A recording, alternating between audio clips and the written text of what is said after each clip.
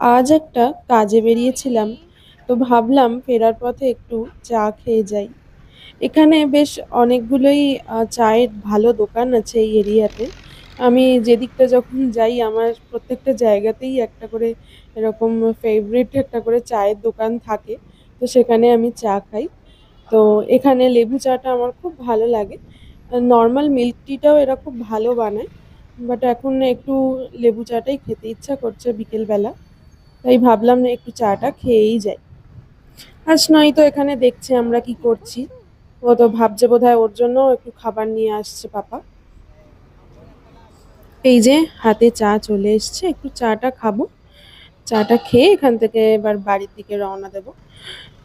এখন ব্যাঙ্গালোরে তো খুব সুন্দর ওয়েদার, বেশ ঠান্ডা ঠান্ডা। মানে অন্য জায়গার মতো ইন্ডিয়াতে অন্য সব জায়গাতে এখন যেরকম গরম এই সময়টা, জুন জুলাই মাসে তো বেশ ভালোই গরম থাকে। তো এখানে কিন্তু সেরকম ওয়েদার তো থাকে না। এখানে খুবই ভালো ওয়েদার। তবে হ্যাঁ, দিনের বেলা একটু রোদ থাকলেও বিকেল থেকে বেশ ঠান্ডা আর খুব সুন্দর হাওয়াও দিচ্ছে। চলুন আবার দেখা হবে পরের একটি ভিডিওতে।